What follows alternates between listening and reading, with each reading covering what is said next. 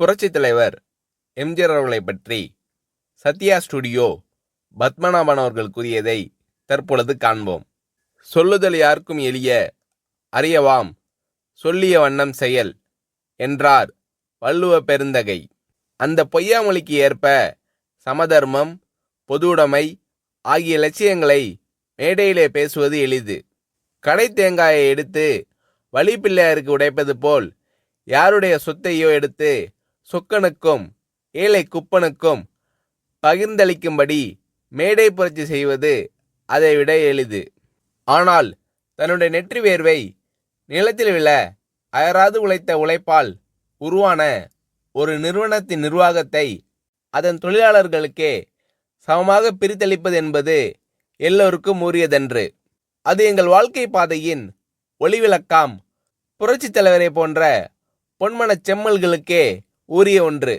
ஈத்துவக்கும் இன்பம் அறிந்த பெருந்தகையிடம் சேரும் செல்வத்தை ஊருணி நீர் நிறைந்ததற்கும் ஊர் நடுவே பழமரம் பழுத்ததற்கும் தமிழ்மறை ஒப்பிடுகிறது.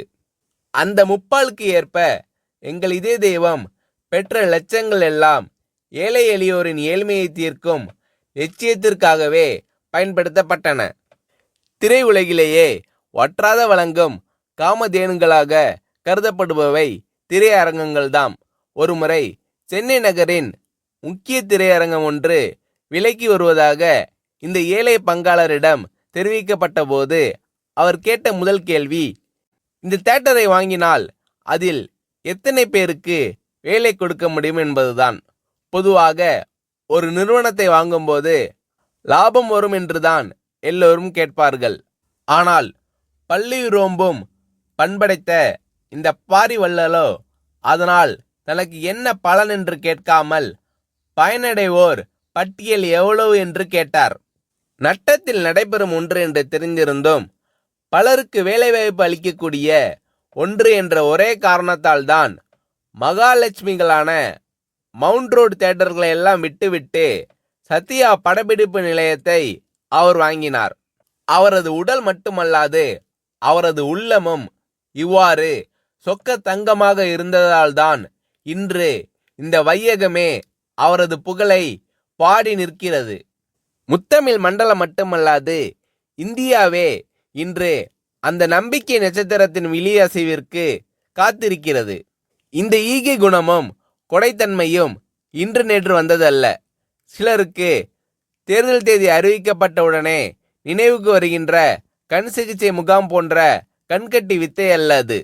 இரத்தத்தின் இரத்தமான என் உடன்பிறப்பை என்று அவர் அழைப்பது அவரது உதட்டில் இருந்து வரும் சொல்லல்ல, அது அந்த வள்ளலின் இதயத்திலிருந்து வரும் இதய கீதம்.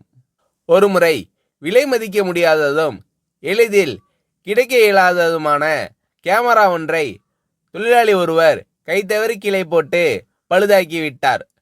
செய்வதறியாது திகைத்து போன நாங்கள் என்ன சொல்வாரோ என்ற அச்சத்துடன் ஒப்பனை அறையில் இருந்த புரட்சித் தலைவரிடம் தயங்கி விவரத்தை சொன்னோம்.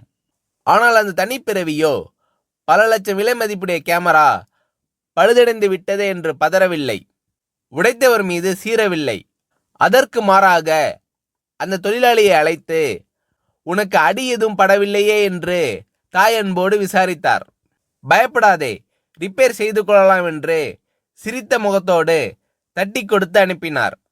பிறகு எங்களை நோக்கி, மதுரைக்கு வயதாகிவிட்டதல்லவா, அவரை கனமான கேமராவை தூக்க சொல்லலாமா, இனி யாராவது ஒரு இளைஞனை அவருக்கு உதவியாளராக அமர்த்துங்கள் என்றார். அச்சத்தோடு அந்த அறைக்குள் நுழைந்த நாங்கள் அச்சடித்த பதுமைகளாக அதிசயத்து நின்றோம். இப்படிப்பட்ட இதய கீதங்களை 27 ஆண்டுகளுக்கு மேலாக அருகில் இருந்து சுவைக்கும் பெரும்பேறு பெற்ற சிலரில் நானும் ஒருவன். ஈரோட்டு வெண்தாடி வேந்தரின் வீட்டில் கட்டி தயிர் உண்டு வளர்ந்த செல்ல பிள்ளையான நான் அவருடைய அரசியல் வாரிசான பேரறிஞர் அண்ணாவினால் பத்மநாபா என்று அழுத்தமாக அழைக்கப்பட்டு கரிமுட்டை லாரியில் உடன் சென்றும் உடை துவைத்தும் பணிவிடை செய்த தொண்டன்.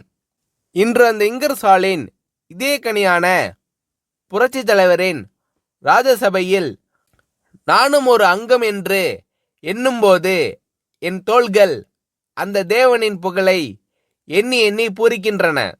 இதழ்கள் என் தலைவனின் புகழ் பாடி பாடி துடிக்கின்றன. இமைகள் அந்த சான்றோனின் தரிசனம் கண்டு கண்டு கழிக்கின்றன. ஏனெனில் என் தலைவனின் அத்தாணி மண்டபத்திலே நித்தில குவியல்களுக்கு மதிப்பில்லை. என்றும் நிலைத்து நிற்கும் நீதிக்குதான் மதிப்பு. ஊரை அடித்து உலையில் போடும் உளுத்தர்களுக்கு அங்கு இடமில்லை. ஆனால் உண்மை உழைப்பிற்கு அந்த ராஜசபையிலேயே என்றும் ஏற்றம் உண்டு. அந்த தேவ சபையிலேயே ஓடுபோரும் உயர்போரும் ஒப்பர்தான். உற்றாரும் ஒன்றுதான், ஊர்கோடி உலகப்பனும் ஒன்றுதான். அவ்வளவு தூரம் ஏன்? காரி உமிழும் கடைமகனையும் தன் மகன் போல் மடியேந்தி உயிர் காக்கும் உத்தமர் அவர். இன்னா செய்தார்க்கும் இனிய செய்வதே அவர் இயல்பு. கொல்ல வந்த கொடியோரையும் அன்பொழுக அண்ணன் என்று அழைப்பதே அந்த அண்ணலின் சால்பு. அவரை எதிர்த்தோர் என்றுமே வாழ்ந்ததில்லை. அது அவருடைய ராசி. குடைநிழலிலிருந்து குஞ்சரம் ஒருவராக இருந்தாலும் அவரது கடைவிழி சிவந்தாலே கரியாகி போவார். இது வரலாறு. ஆனால் ஆண்டவனை நம்பினோர் மட்டுமல்ல, இந்த ஆண்ட கையை நம்பினோரும் கைவிடப்பட்டதில்லை. அதற்கு அந்த ஆலமரத்தின் நிழலில் இளைப்பாரி கொண்டிருக்கும் நாங்களே இரத்த சாட்சிகள். சிகாகோ நகரத்து வீதிகளை சிவப்பாக்கிய மேதின வீரர்கள் கூட குறிப்பிட்ட நேர உழைப்பு, அந்த உழைப்பிற்கு ஏற்ற ஊதியம் என்றுதான் ஆர்ப்பாட்ட போர்ப்பாட்டு பாடி சென்றார்கள். ஆனால் புரட்சி தலைவரோ அதனினும் ஒரு படி மேலே சென்று உழைப்பிற்கு ஏற்ற ஊதியம் பெறுவதை விட எங்களை அந்த நிறுவனத்தை நிர்வகிக்கும் பங்குதாரர்களாகவே ஆக்கியிருக்கிறார். இன்று சத்யா ஸ்டுடியோவை நிர்வகிக்கும் ஒர்க்கர் கம்பைன்ஸில் நாங்கள் எல்லாம் ஊழியர்கள் அல்ல, பங்குதாரர்கள். அதிலும் எப்படிப்பட்ட பங்குதாரர்கள்? பொது மேலாளர் முதல் துப்புரவு தொழிலாளி வரை எல்லோரும் ஒரு நிலைதான். உயர்வு தாழ்வு அற்ற சம பங்குதாரர்கள்தான். இந்திய துணைக்கண்டத்திலேயே ஏன் உலகம் முழுவதிலும் தொழிலாளர்களை சம பங்கு நிர்வாகிகளாக இருந்து நடத்தும் ஒரே படப்பிடிப்பு நிறுவனம் சத்யா ஸ்டுடியோ ஒன்றுதான். காரணம், அது ஒரு சாதாரண மனிதருக்கு சொந்தமானதில்லை. அது ஒரு சரித்திர நாயகனுக்கு, புதியன செய்யும் புரட்சி தலைவனுக்கு சொந்தமானது. பகுத்துண்டு பல்லுயிர் ஓம்புவதை நூலோர் தொகுத்தோற்றுள் எல்லாம் தலை என்று கூறும் குரல் நெறி தெரிந்த ஒரு குமணனுடையது. அந்த குமணனுடைய காலடியில் நாங்கள் நிற்பதில் அந்த வள்ளலின் சுடரொளி எங்கள் வாழ்க்கையின் வழிகாட்டி ஆகிறது. நாங்களும் எங்கள் குடும்பத்தினரும் உண்ணும் போதும் உறங்கும் போதும் அந்த ஏந்தலை எங்கள் வாழ்க்கை பாதையின் ஒளிவிளக்காம் புரட்சி தலைவர் நீடூழி வாழ்க என்று நித்தம் நித்தம் வாழ்த்தி வணங்கி கொண்டிருக்கிறோம் என்று புரட்சி தலைவர் எம்ஜிஆர் அவர்களை பற்றி சத்யா ஸ்டுடியோ பத்மநாபன் அவர்கள் கூறுகிறார்.